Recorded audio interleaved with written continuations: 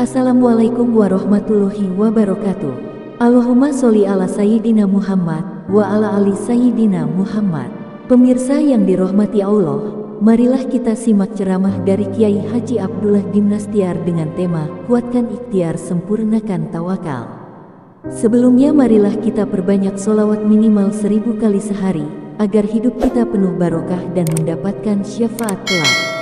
Selamat menyaksikan. Bismillahirrahmanirrahim. Assalamualaikum warahmatullahi wabarakatuh. Alhamdulillahi rabbil alamin. Alhamdulillahilladzi anzala sakinah fi qulubil mu'minin liyazdadu imanan ma'a imanihim. Allahumma shalli ala sayyidina Muhammad wa ala alihi wa ashabihi ajma'in. Semoga kita termasuk orang yang putus harapan dari makhluk dan hanya berharap dari Allah. Tidak ada yang menguasai takdir selain hanya Allah semata. Pada nomor 33. Kajian Al-Hikam nomor 33. Bismillahirrahmanirrahim. Ma tawaqqafa matlabun anta talibuhu bi rabbika wa la tayassara matlabun anta talibuhu bi nafsik. Tidak akan terhenti ataupun macet suatu permintaan yang semata-mata engkau minta ataupun engkau sandarkan kepada karunia kekuasaan Allah Tuhanmu, dan tidak mudah tercapai permintaan ataupun pengharapan yang engkau sandarkan kepada kekuatan dan daya upaya serta kepandaian dirimu sendiri. Hadirin, Allah Subhanahu wa Ta'ala tahu hati kita, pikiran kita bersandar kepada siapa. Kalau kita bersandarnya kepada Allah, Allah itu maha kaya. Berapapun yang kita perlukan, Dia memilikinya. Kalau kita bersandar kepada Allah, Allah itu maha kuasa atas segala-galanya. Tidak ada yang tidak mungkin bagi Allah di dalam melakukan apapun yang Dia kehendaki.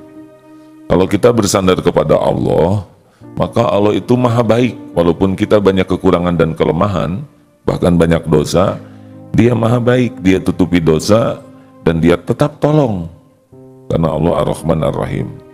Maka kalau kita bersandar kepada Allah, kita tidak akan pernah putus asa di dalam ikhtiar, karena kita tahu Allah Maha Kuasa menolong hambanya. Tapi kalau kita bersandar kepada kemampuan diri, kita akan jadi putus asa karena kita memang lemah. Makanya dalam menyempurnakan ikhtiar, kita ikhtiar itu sebagai ibadah, tidak boleh disandari. Kita harus tahu ilmu sunnatullah, kita harus all out dalam ikhtiar, tapi sandaran kita adalah Allah. Mungkin kita ikhtiar mampunya segini, tapi kalau Allah mau menolong, Allah akan datangkan pertolongan dari tempat yang tidak diduga-duga. Tidak ada satupun orang yang datang ke kita kecuali Allah yang menggerakkan. Tidak ada satupun ilmu yang sampai kepada kita kecuali Allah yang kehendaki. Allah tahu keterbatasan kemampuan kita. Kalau kita mengakui ini bahwa kita ini lemah, tiada daya, itu yang paling Allah suka. Kalau ke makhluk kita mengakui lemah, itu tidak bagus. Tapi kalau ke Allah, la haula wala quwwata illa billah. Kalau ke makhluk, saya akan coba semaksimal mungkin. Tapi kalau ke Allah, saya tidak mampu tanpa pertolongan Allah. Makanya orang-orang yang akhirnya letih itu pasti bersandarnya kepada dirinya, kepada ikhtiar, capek. Aduh, susah bener ini ngedidik anak, pasti ngandelin diri. Aduh, saya tuh hutang gak lunas-lunas, pasti ngandelin diri. Kapan sampainya saya ke Mekah, kalau ongkos naik terus, itu ngandelin diri. Tanah makin lama, tanah makin naik. Kapan saya punya rumahnya, itu pasti ngandelin diri. Kalau ngandelin Allah, mengandalkan Allah, dunia berikut isinya milik Allah, benar? Tidak terbayang semua hal, tapi semua hal ada dalam kekuasaan Allah. Makanya kalau orang bersandarnya kepada Allah, dia optimis terus, dan dia tetap sempurnakan ikhtiar sebagai ibadahnya. Jangan menjadi lemah karena yakin kepada pertolongan Allah, jangan jadi lemah ikhtiar karena merasa yakin ke Allah, dan jangan menuhankan ikhtiar. Ini dua-duanya tidak baik. Harusnya sempurnakan ibadah, ikhtiar sebagai pendekat ke Allah, dan sempurnakan tawakal. Nomor 34. Min alamatin nujhi fin nihayatir ruju'u ilallahi fil bidayati. Suatu tanda akan lulusnya seorang pada akhir perjuangannya jika selalu tawakal, menyerah kepada Allah sejak mulai perjuangannya. Kita bisa tahu nih siapa yang akan sukses, yaitu yang dari awalnya sudah tawakal ke Allah. Contoh, kita akan masuk ke puncak gunung, kita masuk hutan dan puncak gunung. Ada yang mengandalkan ilmunya, pengalamannya, wawasannya, padahal hutannya belum pernah ditempuh. Tapi ada yang dari awal memasrahkan diri kepada pengelola hutan.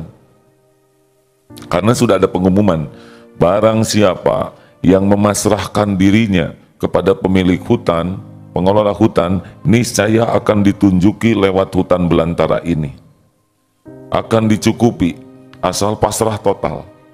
Kalau dari awal kita datangi pemilik hutan dan memasrahkan diri, Pak, ini kalau hutan ya, saya ingin sampai ke puncak gunung. Saya tidak tahu apa-apa. Saya menerima undangan Bapak untuk memasrahkan diri. Saya datang, Pak, memasrahkan diri saya agar Bapak tuntun saya sampai ke puncak.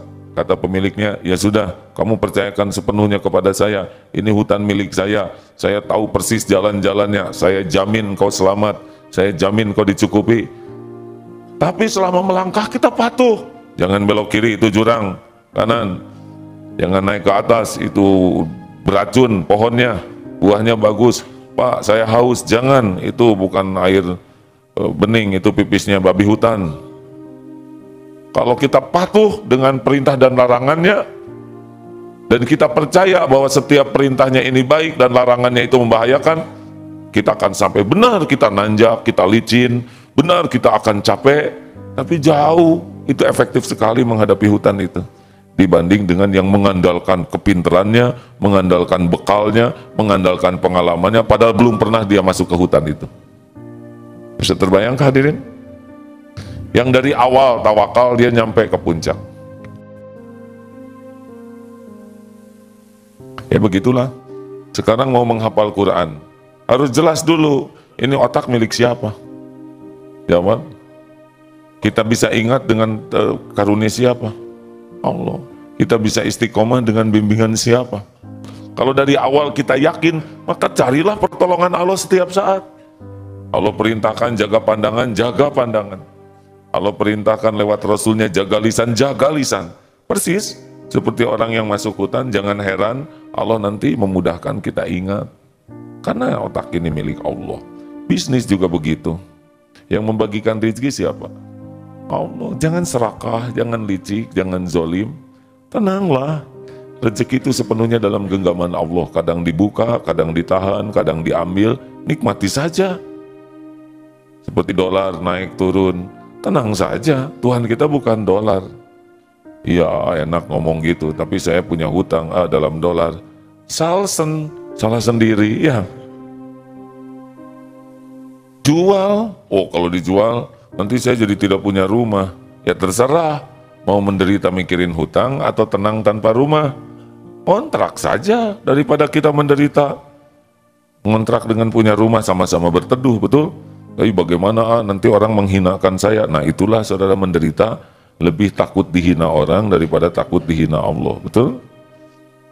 Sudahlah, punya rumah sederhana juga tidak apa-apa. Kalau ada yang mengatakan, wah kamu bangkrut ya, iya, Allah lagi ngambil rezeki saya, mungkin Allah ingin membersihkan dari rezeki yang tidak berkah selama ini. Gak apa-apa, dizerokan lagi.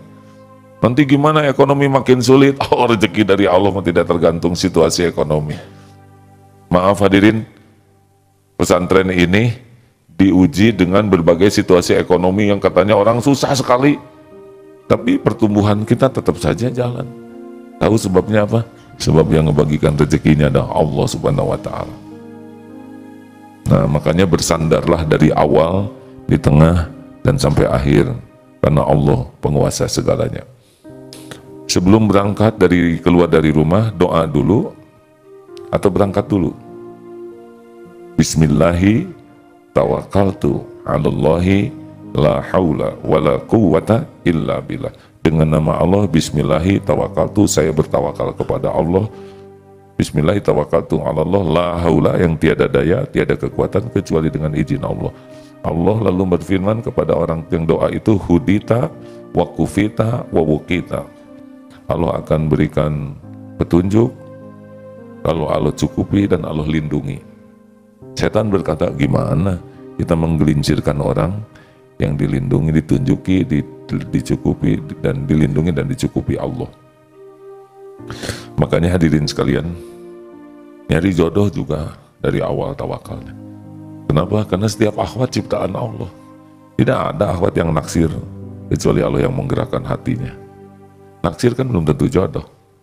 Bisa jadi saudara naksir ke dia dan dia naksir sahabat saudara. Itu jadi ini perihan. Nah, bagaimana cara membalikan hatinya? Tidak usah, ya Allah, kenapa jadi ke teman saya? Saya dong ya Rob, nggak usah gitulah, biasa aja. Mau apa kita dicintai oleh yang bukan jodoh, benar? Pusing sendiri. Jadi gimana nih cara mencabut hati? Ya ke Allah. Allah lah yang membulak-balik hati. Kenapa saya jatuh cinta? Bukan saya ini, misal saudara ya.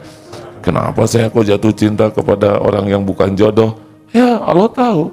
Saudara ngeliatin dia terus. Kenapa di depan masjid ini dikasih pot? Yang tukang nangkring ketawa dia. Sebab saudara suka duduk di tempat duduk itu, padahal di depannya trotoar. Orang jadi tidak mau naik trotoar karena banyak yang duduk di sana. Yang duduknya juga mandangin yang jajan beli jus itu. Kan ketawa, saya juga tahu. Kenapa? Karena saya nyobain duduk di sana. Ternyata mata bisa rusak memandang orang, dan Allah tahu kita tidak bisa menjaga pandangan, hujamkan aja naksir ke yang jualan jus itu ya. Berat itu. Istighfar. Dasar santri baru cari alasan melulu. Nah begitulah hadirin, Allah lihat lirikan mata. Nih dengerin.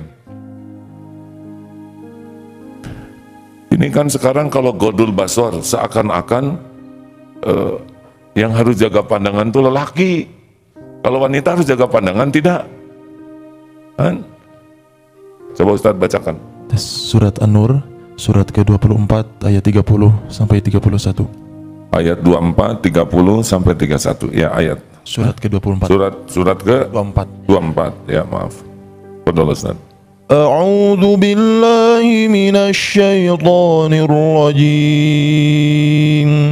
Qul lil mu'minina yaghuddu min absarihim wa yahfadhu furujahum dzalika azka lahum innallaha khabirun bima yasna'un. وقل للمؤمنات يغضضن من أبصارهن ويحفظن فروجهن ولا يبدين زينتهن. Ya, lanjut. Katakanlah kepada laki-laki yang beriman agar mereka menjaga pandangannya dan memelihara kemaluannya. Yang demikian itu lebih suci bagi mereka. Sungguh Allah Maha mengetahui apa yang mereka perbuat. Dan katakanlah kepada para perempuan yang beriman agar mereka menjaga pandangannya dan memelihara kemaluannya, dan janganlah menampakkan perhiasannya atau auratnya, kecuali yang biasa terlihat ya. Nah jadi sama, laki dan perempuan juga jaga pandangan ya. Begitulah. Ini sebagian ulama berpendapat kalau dua-duanya harus jaga pandangan, berarti ada yang dipandang, benar?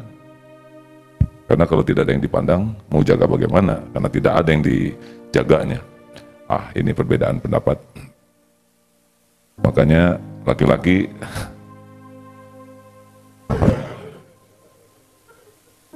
sebetulnya lebih aman ditutup, bisa menutupi kumis ya. Terima kasih sahabatku sekalian. Mudah-mudahan kita bisa mengambil hikmah bahwa dari awal sampai akhir kita tidak bisa lepas untuk bergantung kepada Allah Subhanahu wa taala, karena semua kejadian sepenuhnya ada dalam genggaman Allah. Dia Maha Tahu, Maha Kuasa, Maha menentukan segala-galanya. Silakan, ada yang akan didiskusikan? Jadi nyari jodoh tuh nyari dulu atau istiqoroh dulu? Istiqoroh itu di antara dua pilihan atau satu juga istiqoroh? Kan? Satu juga istiqoroh, karena yang kita inginkan tuh belum tentu yang terbaik. Jadi melamar kerja, yang mana nih yang saya pilih? Bukan 2, 3, satu juga harus istiqoroh. Karena yang kita pilih juga yang satu-satunya itu belum tentu yang terbaik. Orang yang istiqoroh tidak akan pernah rugi.